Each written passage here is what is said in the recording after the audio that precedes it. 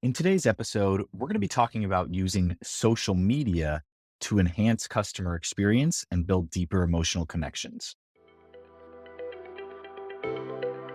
From EngageMint, I'm David Millay, and this is Flip the Switch.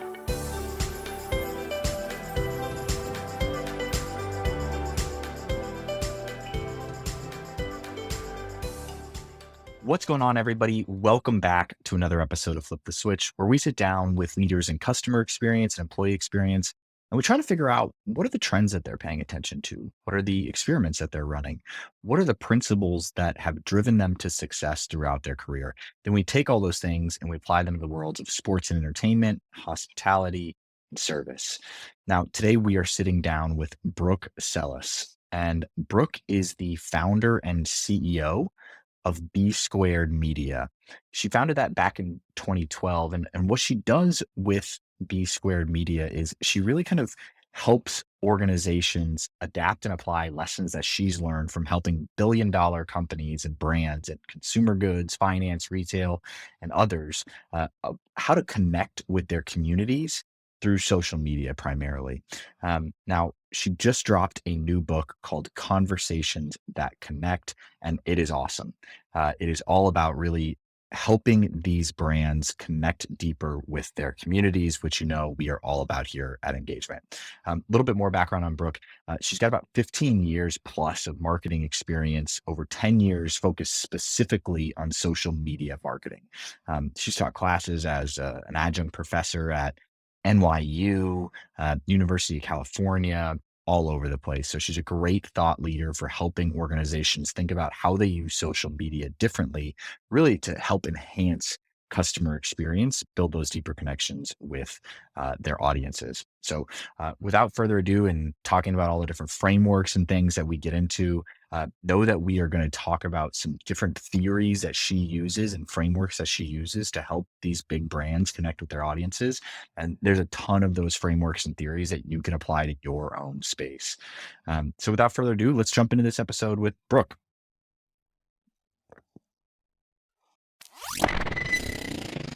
All right, Brooke, welcome to the show. How you doing today? Thank you. Thank you for having me. I'm doing great because now we're here and we're wrapping up a very busy Monday and a very busy weekend for y'all. Yeah. And I feel good. Heck yeah, let's get into it. So we've also got Katie here. Katie, how you doing today? Great. Got a fellow Penn Stater on the show, so it's always good when we get to have that blue and white connection. Let's go. All right, Brooke. So to kick us off, give our listeners just kind of like a brief background on how you started creating community, because I think that's something that we talk a lot about on this show for building fandom. Part of the way you do that is not just an audience, but by creating real community. So talk to us about how you kind of started with that before you got into everything you're working on now. So in another lifetime, I'm old. Okay, I'll just go out there and say it. I'm old. I'm way older than I look. But in another lifetime, I worked in nonprofit. And interestingly enough, there is kind of a community that happens within nonprofit through donors and sponsors and things like that, people who are really dedicated to the cause. But the nonprofit that I worked at the time was the Cystic Fibrosis Foundation. And this disease only affects about 33,000 Americans. So it's pretty unknown. And my sister happens to have CF, which is how I know about cystic fibrosis. And when I first joined the team, they tasked me with figuring out how to get young professionals involved.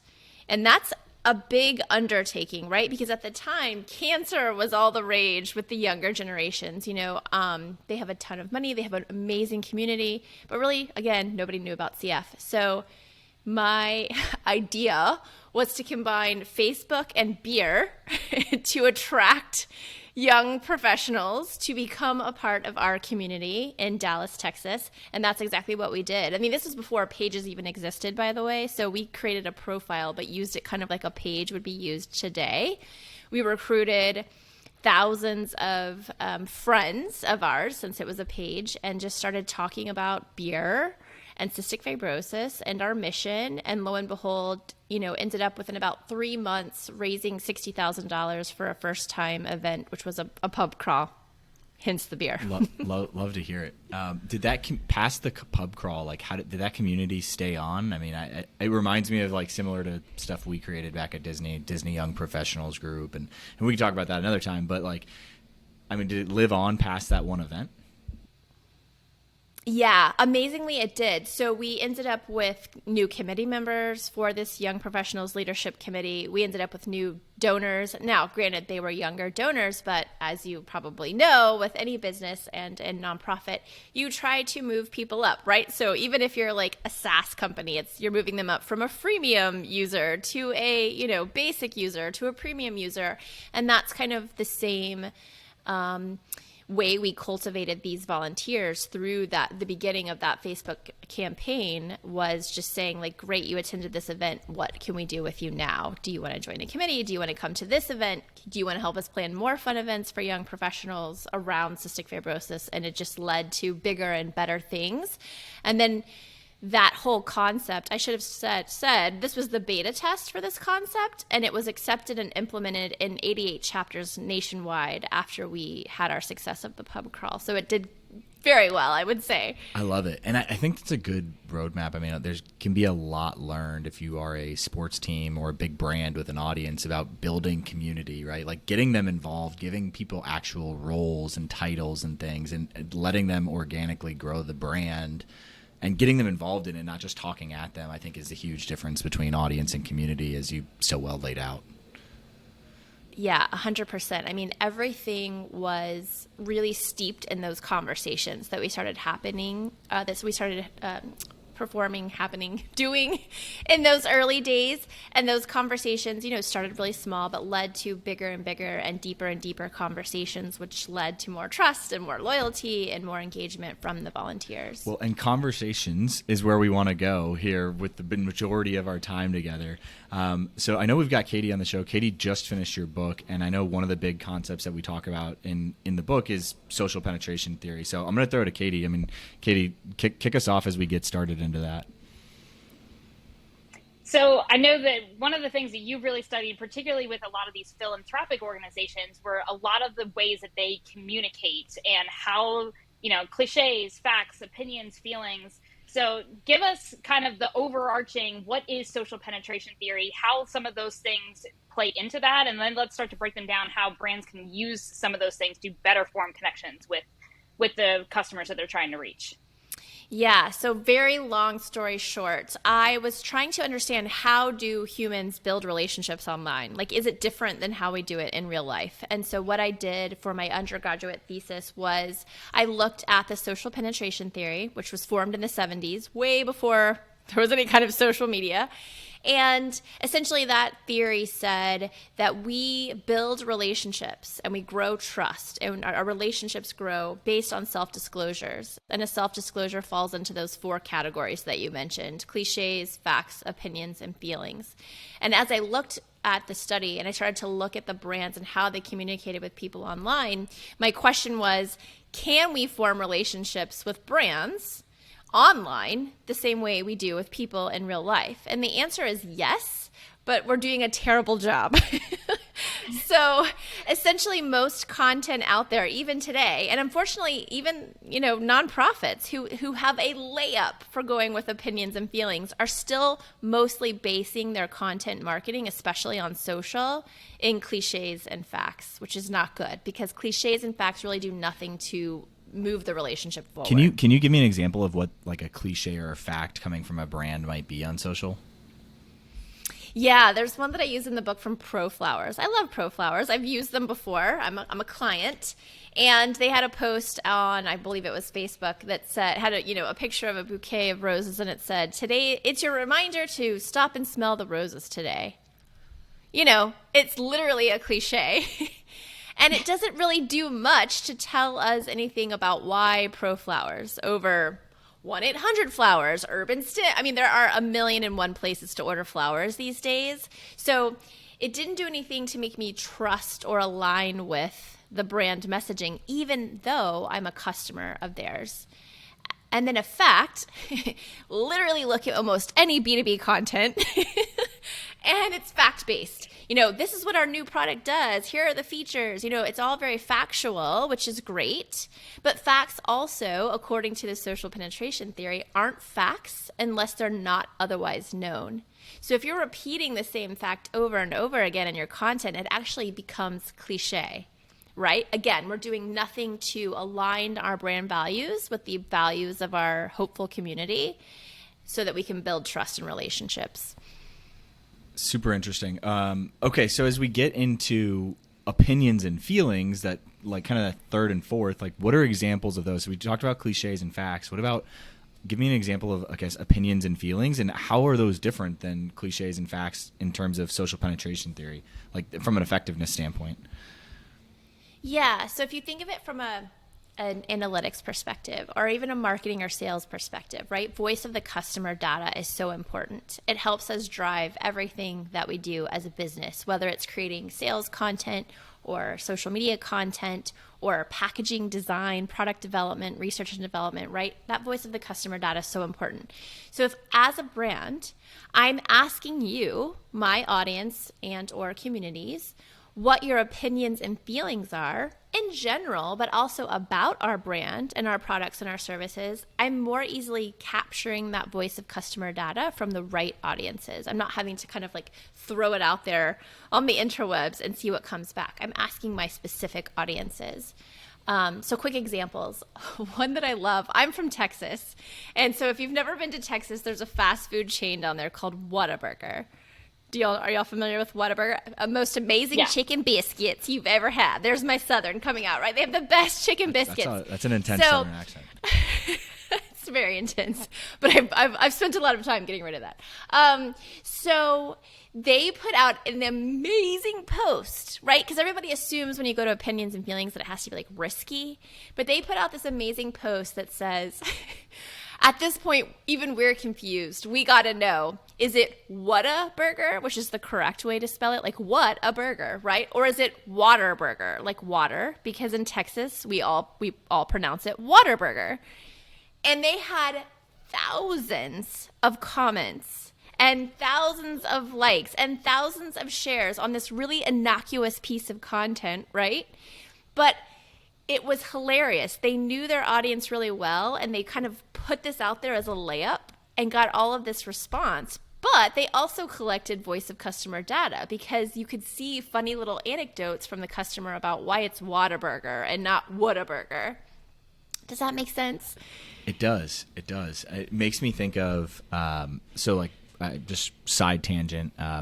Over the last year, I've been doing a lot of work with my brother's creative agency, Rooted Creative, up here in Cincinnati, and we're working with a bourbon client. And there are a lot of opinions in that community on different things. And I think from that perspective, like we've seen engagement on social go way up when we don't do kind of cliches or facts, when we just give a take on something like, hey, here's the best way to store bourbon. And then like you see people come out of the woodworks being like, it's not even bourbon, it's whiskey, or it's like, and so it is interesting when you can give more of those. It feels like that's the example that you're giving around opinions. Like we don't necessarily even need to ask. Opinion. It's just kind of like, you don't have to ask, and you should give your own opinions. You're doing the right thing. Like you can't expect people to give you their opinions and give you that valuable voice of customer data unless you're giving opinions as the brand too. So I love that you're giving those opinions and people are fighting with you, or arguing with you, but that's not a bad thing. I never look at negative as a bad thing, right? It's only more information to help us get closer to whatever that data-driven decision is or messaging is or whatever it may be. All right, so hit us with an example on feelings. I know you specifically talk in the book, like it doesn't have to be something in the news, it doesn't have to be deeply personal, but how do you share feelings? Yeah, well, this is a layup question for me in the social media world. It's like last week we asked people how they felt about Instagrams, or it might have been the week before, how they felt about Instagram's updates. obviously a lot of people had feelings. And if you are in the social media space or marketing space, you may have seen that one of the Kardashians shared her opinion on their updates. And if you recall, I think it was Kylie or Kendall, when they shared their opinions about Snapchat's updates, their stock plummeted. So we're talking about a big voice of customer data point. I think it was Kylie this time saying, like, I don't like these updates. And lo and behold, the next week, Instagram came back out and Adam Mosseri said, hey, we're going to walk back some of these things we said we were going to implement because they listened to the feelings of their customers. But I mean, you can ask, how do you feel about this product versus that product? How do you feel about, like, if we were to go into production with a new pin, would you rather us do it pink or green? I did it for the book even. I was using art for the book cover the whole time that I was going to publish. And then I thought, I should maybe ask the audience what they like. So I created 2 throwaway pieces for the cover, asked my audiences which cover they wanted, and they chose the throwaway one. So I had to go to print with that one because yes, I loved the cover 1, but the audience loved cover 3. I need to ask them what they want, show that I'm listening, and then give them that because they felt like they got buy-in, right? When I went into production with cover 3, all the people that chose that hopefully said, oh, she chose my cover. I got to go buy the book. Well, and I think that's something that we see a lot with clients or hear with brands is like, well, we don't want to ask an opinion because what if it's not what we want to go with? Like you said, you had to change the book cover. You had one that you were in love with, but you had to change it because it was based on what your audience wanted. And I think a lot of brands do shy away from that. Well, I don't want to ask what feelings people have because what do we have to cater to those? And that's not what we want to do. So how do you coach some of your clients that maybe feel the same way? Yeah, you're doing it wrong. No, that's the not nice way of saying it. The nice way of saying it is when you look at the brands who asked for opinions and feelings and then met those opinions and feelings with product or services that were being asked for or colors or whatever it may be, you can see time and time again that those brands not only had more conversions and purchases, but they also had repeat customers or more loyal customers. They retained those customers because it's so easy yet hard for brands to listen and then give the customer what they want. It's easy because I'm telling you how to do it. It's hard because I think as marketers, we're taught 2 really terrible things. We're taught that our way is the best way and our gut is right, not the customers. And I think we're taught, that the negative is bad. And really the negative, like we were just talking about, David, is that is the only place where there's a catalyst for change. If everything's perfect, we all are out of a job, right? So if you can find the negative and figure out like what the crux of that negativity is and then go fix that thing and tell people we were listening, we saw that you didn't like it, we fixed it or we turned it back or whatever it was, you're going to win a lot of people over. That's such a good mindset shift too of just like, I think a lot of people that are scared of the negativity think the opposite of what you just said, where they think negativity means my job is at risk, as opposed to saying negativity gives me something to work on, right? Like if everything's all positive and everything's all great, like why does your job exist? Like why couldn't we just reduce that and things are going great? Let's look to optimize the business. Whereas if it's negative, it gives you something to fix. So I think a lot of people don't have that mindset. That's an interesting way to coach it. Yeah, the other thing I would add to that too is like marketers are scared that AI is coming for their jobs, right? Artificial intelligence.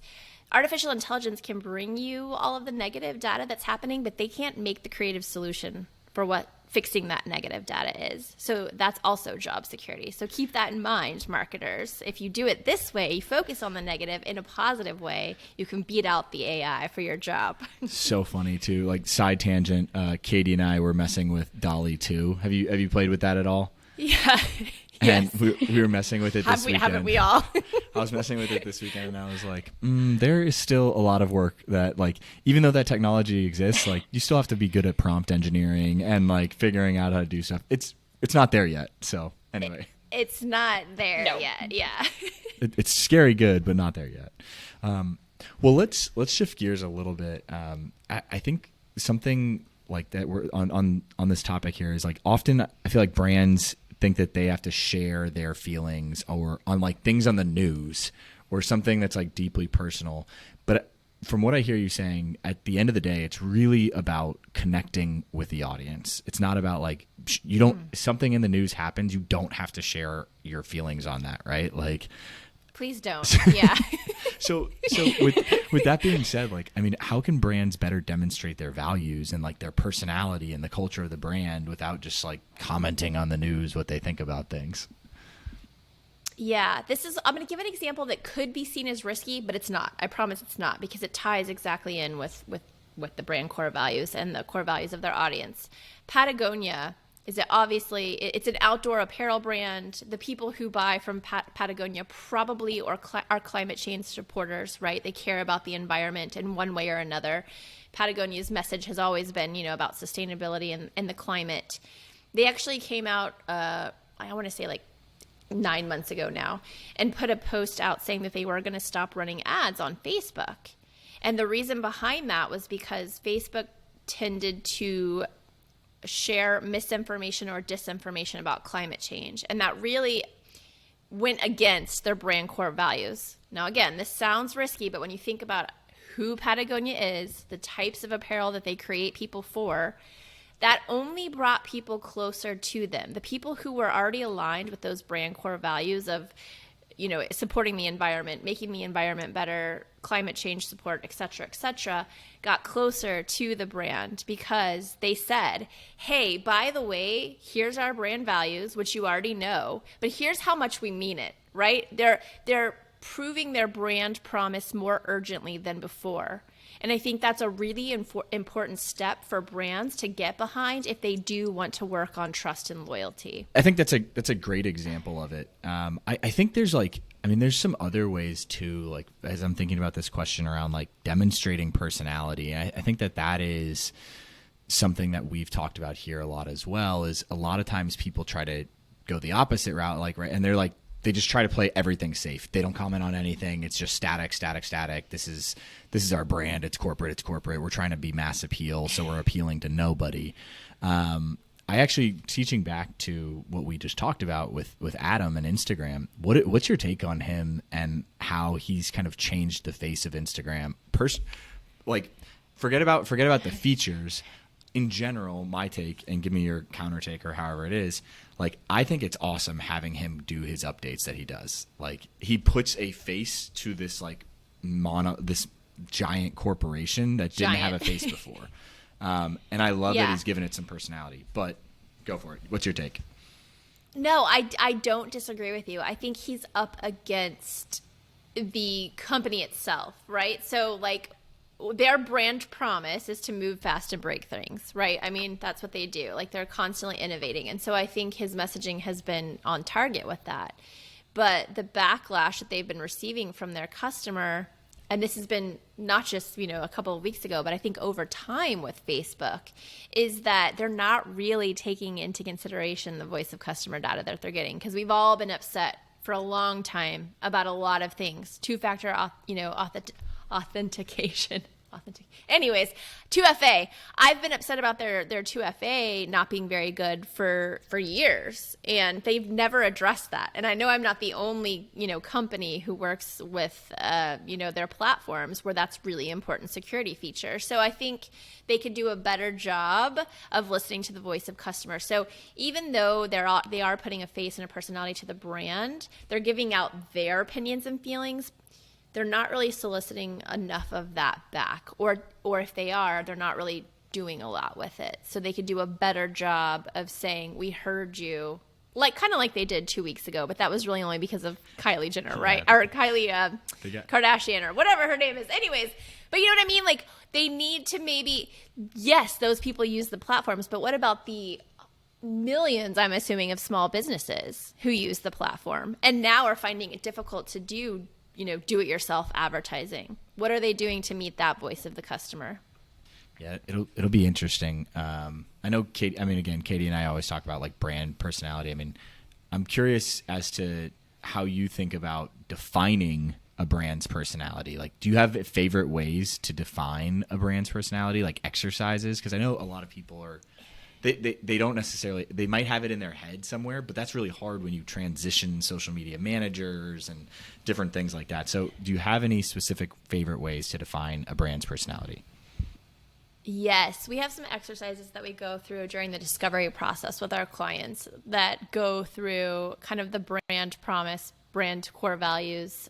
And funnily enough, a lot of brands don't know. So we push them pretty hard. Like, hey, we need you to come up with these statements, these positioning statements. Even if they change, we have to start somewhere. So we have little exercises that give like Harley Davidson as an example. We give like Twitter as an example, like using these little statement words. Only we is one of the favorite statements that we try to force clients into answering because a lot of them can't. Oh, I love that. So but that speaks to differentiation, right? So what is that question? So that's a good way of framing it.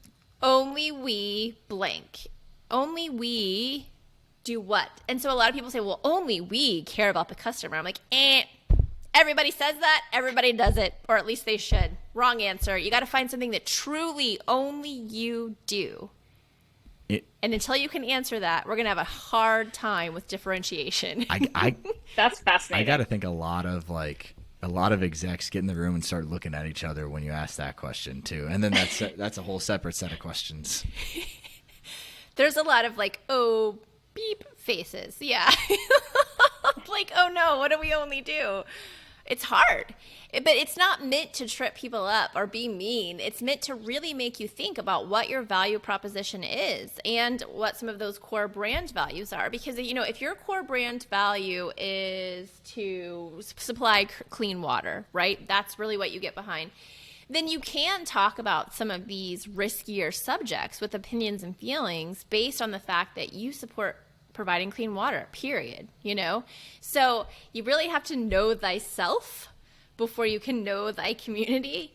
And I think a lot of brands still have been struggling with knowing who they are. No question. How much do they get stuck on once they have at least the brand personality, but then there's the voice aspect too of like, okay, now we know exactly what we, you know, who we are and what we stand for, but then how do we phrase that? How do we communicate that with our audience? Is there a struggle there too? I think there's always a struggle around content, right? And I think that's why we constantly lean on cliches and facts to produce content, because it's so much easier than doing the deep work. But this is why, you know, we saw loyalty wane even further during the pandemic. You know, now people are more willing to jump to another brand just based on experience, not price, not product, not service, just based on experience. So if you're giving them a cliche and fact experience over and over again, what reason do they have choosing you versus your competitor? I love it. Yeah. So it kind of like similarly reminds me to so again, like I spent the last year here working with my brother's creative agency. We did some work with an MLS team around this kind of brand personality, brand voice, and we had some really cool exercises that we went through. But one of them was like we had this just bank of characters because I think that was part of the thing is like how do we put this into a voice? And it was almost like a WWJD, if you remember those bracelets, like what would Jesus do? Yes, but it was what would blank do? And so we had this. What would David do? Or like, what would Jerry Seinfeld do? Like, how would he tweet? What would his voice be if that was the person that we identified? And so we had this just bank of like 500 characters. It was like, okay, based on the values, based on only we, based on some of these things, what character is most similar to us? And we can use that WW blank D quote in our head as a filter, a quick filter for, does this sound like this person? Is this something this person would say? And I don't know. I think there's a bunch of different ways, but I think to your point of like, get out of facts and cliches and move into opinions and feelings and like give it some personality. Yeah. And it doesn't have to be risky, but the more you know yourself and your core brand values, the easier it will be to create that opinions and feelings content. And don't forget, so like when you look at, when you read the book, I give like a picture of an onion, right? There's breadth, which is going around the outside of the onion, which is where cliches and facts live. You have to meet breadth all the time because hopefully you're getting new community members all the time. And it's kind of like dating. So I'm not saying leave out the little small talk, but you do have to go to depth So you have to peel those layers of the onion back to get to opinions and feelings. And I think that's where brands are missing the mark. We're running around the onion, but no one's peeled it. Well, let's talk a little bit more about the book. So it's called Conversations That Connect, right? And it's really all about social penetration theory. So it's tell us a little bit about the book specifically, as we've mentioned it, and kind of like how you've structured it so that people know what they can expect when they go buy it. Because if they're listening, they hopefully will go buy the book. Oh, they should definitely buy the book. They should. It's totally worth it. Just my opinion. Oh, there's another opinion that's not mine. See? UGC. I talk about user-generated content in the book as well. It's like being the holy grail of what happens when you use opinion and feelings content. Your customers, your community will start to talk about you for you with their opinions and feelings. Well, I almost hit my limit on how much I could like highlight and, copy and paste and save. So well, that's great though, but that's such. So then, if you were commenting on one of my social media posts about the book, then I would say, Katie, oh my God, this is amazing. Can we highlight this in our post? So then we're using Katie as a bookseller and not Brooke. But I digress. Part one of the book is very like, here's the psychology about why we buy. We buy because 95% of buying, by the way, is emotional. So the fact that we can't get behind emotional content blows my mind. Again, this is where marketers are getting in our own way, right? And so I kind of go through the social penetration theory and the psychology behind conversations that connect about social media, about marketing, right? And then in part two, I really get tactical and I break it down for you. So I talk about some of the ways we use social listening tools and we use conversations with customer care, social-led customer care to mine for that acquisition. So pre-purchase voice of the customer data and then retention, post-purchase voice of customer data to bring back and then make decisions within all departments of the company, not just social media, marketing, sales, customer support. Like I said, it's all things.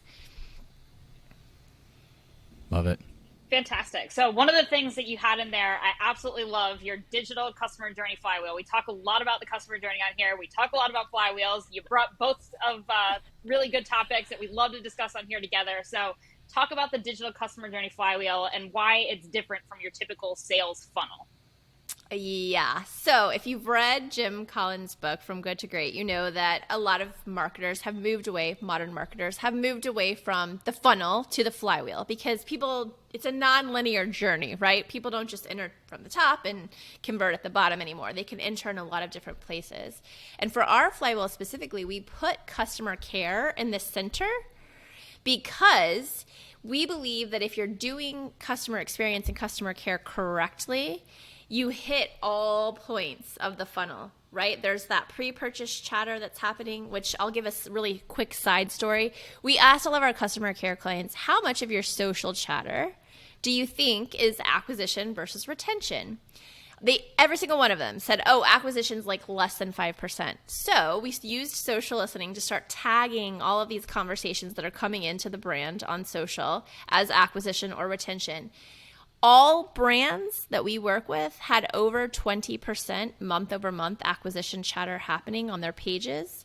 One of our tech clients, for 4 of their product lines, has over 70% acquisition chatter month-over-month. Sometimes it's been as high as 80%. Boom. Like mind-blowing, right? Like these are people asking you questions about your products in the buying moment. What can we do to get these people to buy that day or within 24 to 48 hours? And that's what we're working on now, social selling through customer care. So, I mean, literally customer care touches all the different stages of the digital customer journey or the funnel or the flywheel, whatever you want to call it. But if you put the customer in the middle, you can achieve all things. I love it. And I love some of the things that you talked about of like how to convert some of those people that come in at the different angles, you know, the people who were the recipient of a gift, but they are your customers. You want them to continue buying from you. You said you're a Pro Flowers customer. You know, you got them as a gift, I'm sure, at some point and then decided to keep buying from them, or somebody who borrowed their next door neighbor's cousin's Netflix account and now they're being forced into like actually buying their own account. You know, how do you actually convert them into that process and actually have, you know, involve them in that sales flywheel? I mean, if I was pro flowers, I would start asking questions along the lines of, hey, how many of you came to know about pro flowers because someone sent you a gift? Right? That's an opinion question that you can ask that you could get responses to and start to understand where people came from. Attribution models, we could get into that whole subject, but that's probably a whole show in and of itself. But if you don't have attribution models set up, which are really hard to do nowadays, why do you using voice of the customer why do you say they're hard to do? Are they hard to do because you could come from a lot of different places and it's hard to actually attribute where people are coming from? I think, a lot of people use last click attribution, which isn't really the full story. So I think, attribution's not a direct or a finite science, right? It's kind of like an art and a science, and I think it doesn't tell the whole story. So if you could stack your attribution data with some of this voice of the customer or conversation data that you're having, right? Could you get a more clear picture of what's going on? Love it. And for anybody listening, and you're like, why is that important, right? It's important because it matters where you spend your dollars, right?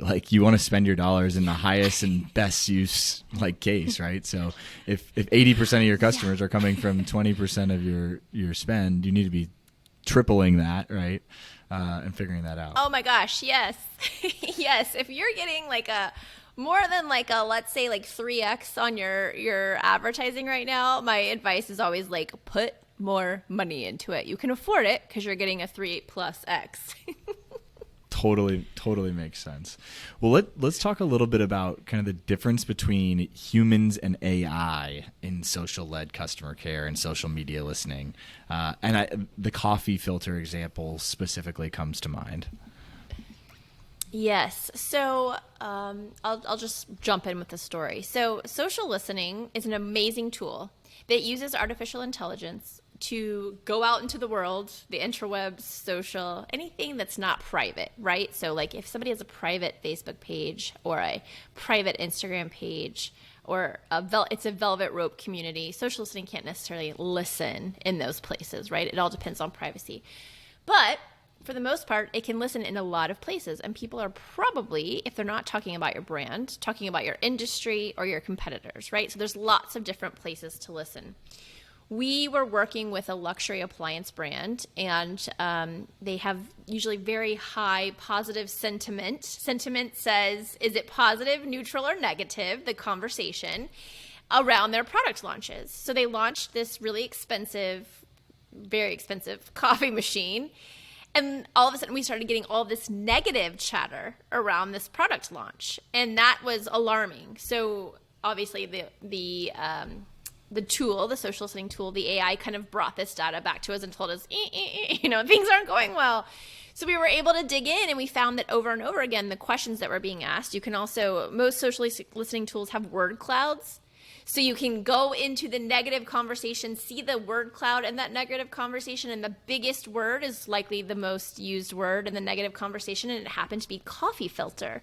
So when we kind of looked into the conversations themselves, what was happening is that people were having a really hard time figuring out how to change the coffee filter in this very expensive machine. And so we went back to the client and we said, hey, how do people figure out how to change the coffee filter? Because they're not able to do it very easily, it seems like. And they were like, oh, every machine comes with a product manual. And if you flip to page 432, that's where we have instructions. And we're like, no. First of all, no. Nobody, we all have the kitchen drawer with all of those service manuals, and they all have dust on them. And we never bring them out, and nobody wants to go to page 432 to figure out how to do it. You should create a video and put it on the product page showing people versus telling people how to change this coffee filter. So they did it. And what we saw after the video was released was not only did negative sentiment go down, but positive sentiment almost reached 90% about this new product.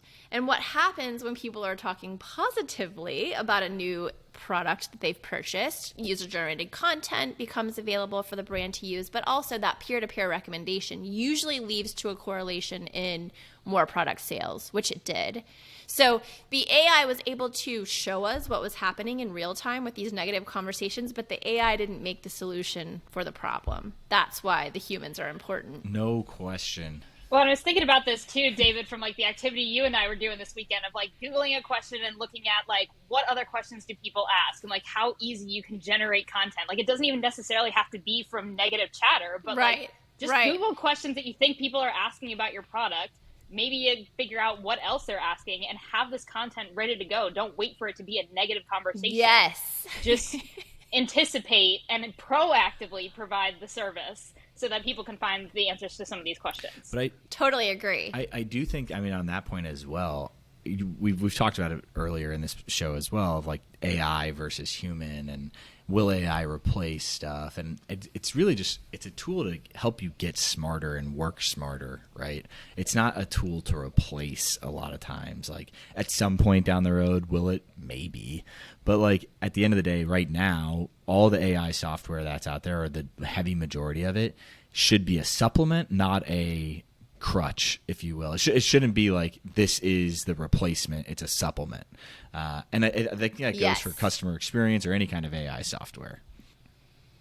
Oh, I totally agree. You know, marketing is very much art and science, and the science will probably get taken over by the AI. So if you can figure out how to be more art and come up with those creative solutions or creative copy, you know, advertising could get you there. I mean, AI could get you there too, but if you could figure out how to be the creative art marketer, I think you'll hang on to your job. Katie, what other burning questions do you have from Brooke? Obviously you just finished the book on the plane this weekend. What other burning questions do you have for her? I mean, one of your opinions that you threw out there is that you feel that, you know, the primary channel that brands are going to be communicating with customers by 2024 is going to be social media. So how do we better prepare ourselves for this transition that we've got to be utilizing social media, especially this instantaneous communication? How can brands better prepare themselves for this transition and that being the primary mode? Yeah, I think first thing I would do is start to audit your social channels, right? If you use social listening, you could do this manually.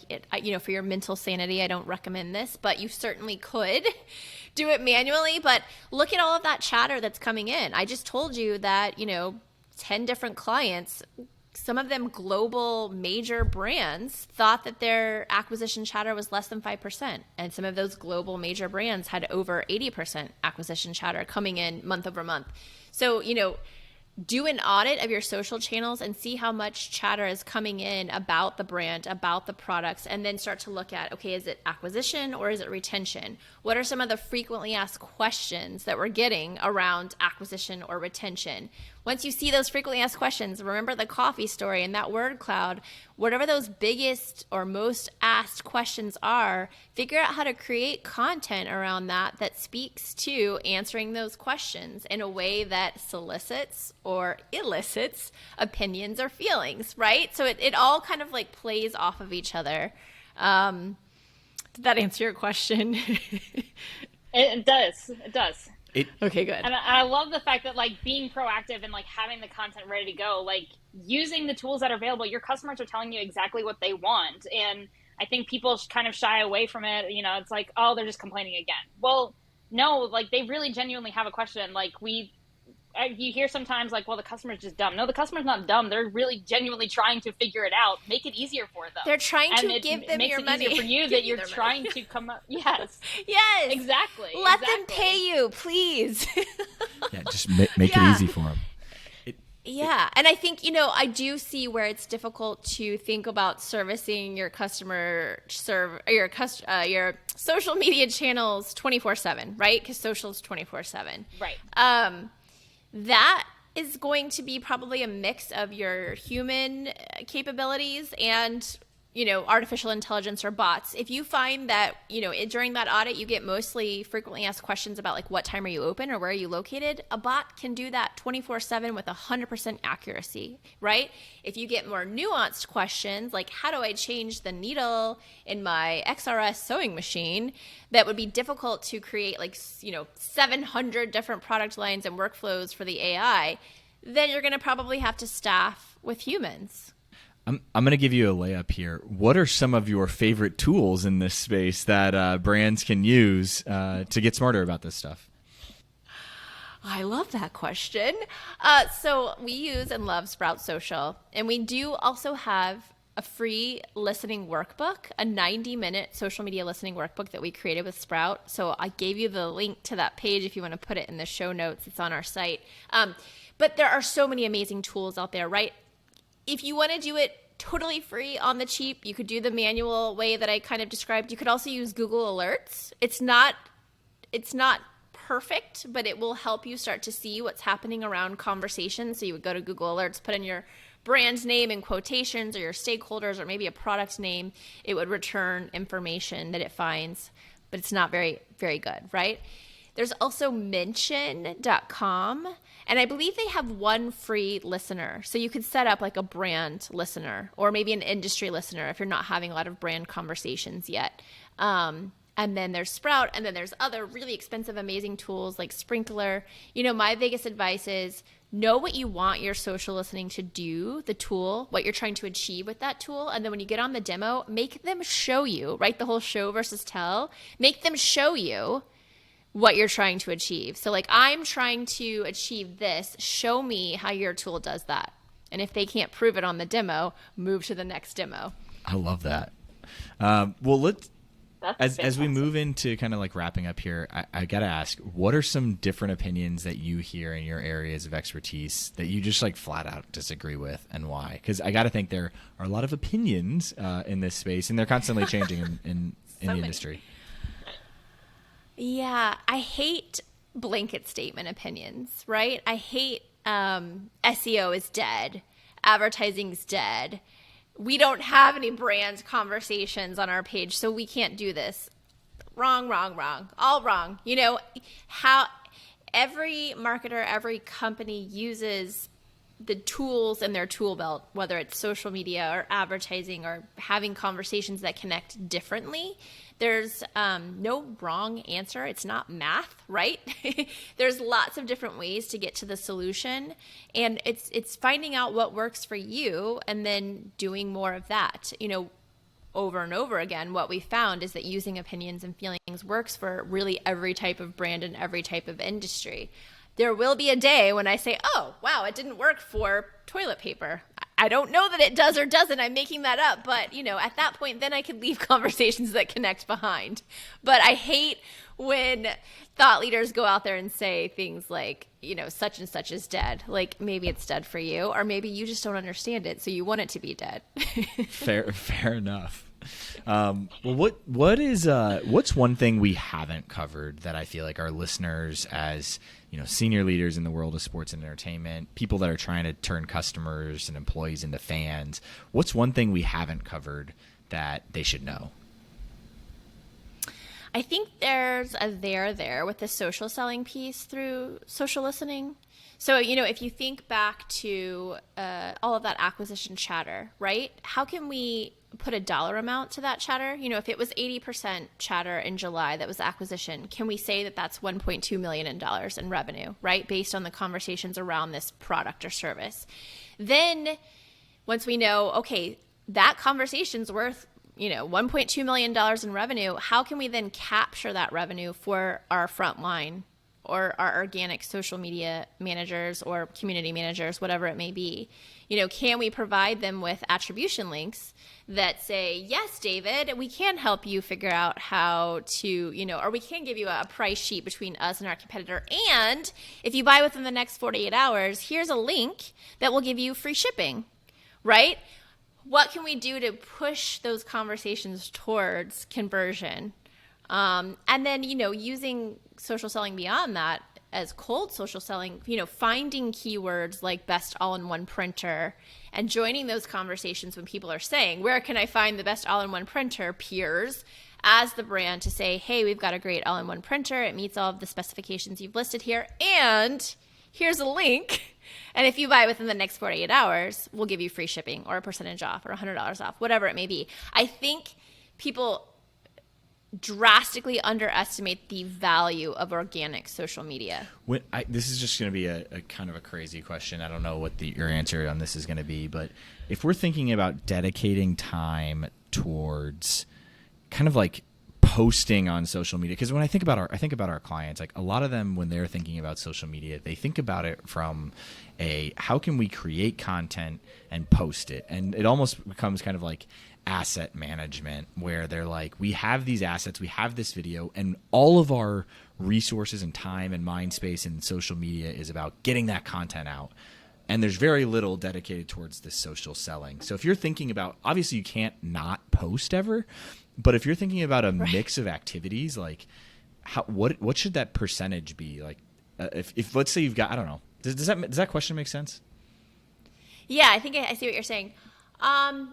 I think the majority of the conversation should be conversational. So either giving or eliciting opinions and feelings, because then when you go to post that video and you're already having these wonderful back and forth two-way conversations with your community or your audience, there's going to be a higher propensity for them to engage with that video, to watch the video all the way to the end, to comment on the video, to tell you what they like or don't like, because you're conditioning them to give you those opinions and feelings, and then to share the video. So I think, we need to do a better job of more conversational content before we start thinking about pushing assets or social selling. Unfortunately, it's kind of like the foundation of the relationship. Got it. Okay, I think that gives me a little bit of an answer towards what I was looking for. Cool. That was. Oh, if you want like the when you have great analogy, yeah. Are you wanting like an exact breakdown? Like I need you to have 50% conversation. That is what I was looking for. Yes. Yeah. In the book, I give like the cliche versus facts versus opinions field breakdown. I don't have an exact breakdown on like types of content, but this is gonna scare you. Wait, Brooke. So like if I've got one social media manager and they only have 40 hours in a week, what percentage of their 40 hours should be dedicated towards creating content versus like responding and listening and conversation?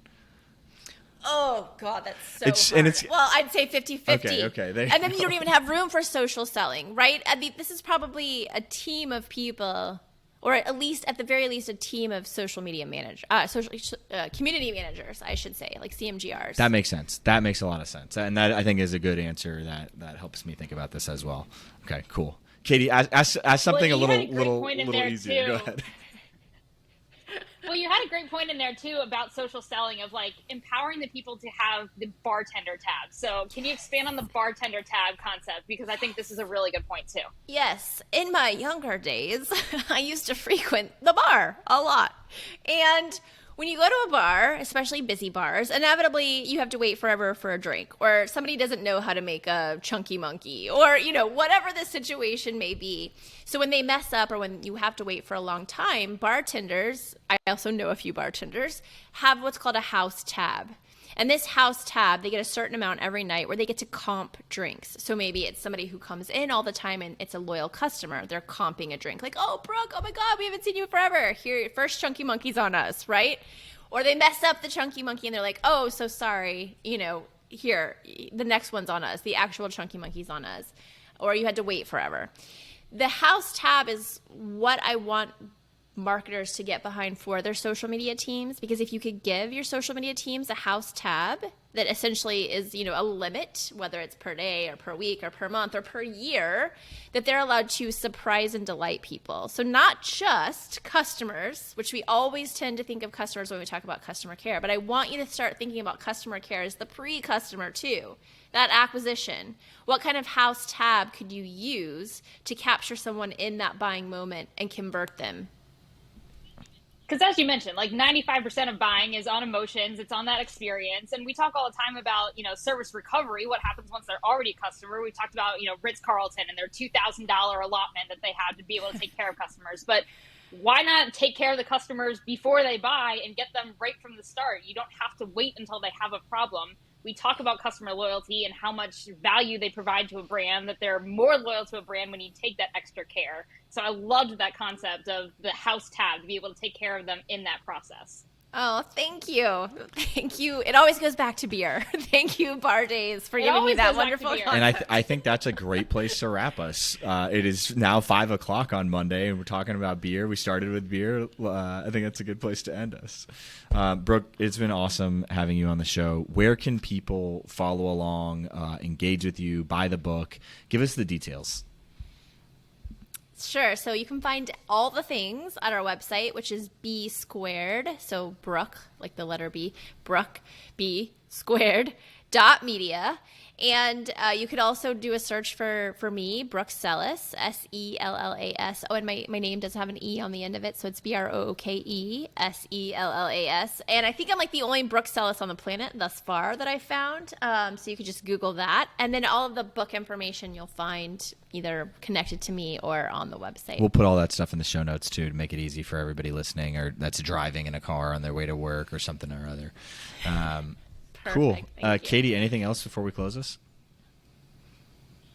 No, I think she's covered it all. I don't know what else we can hit on, but Brooke, it's been a pleasure to have you. Thank you so much. Thank you so much. I love it. And cheers, right? Let's all go have a beer now. Cheers. I'm here for it. Thanks Cheers. a lot, Brooke. We'll see you soon.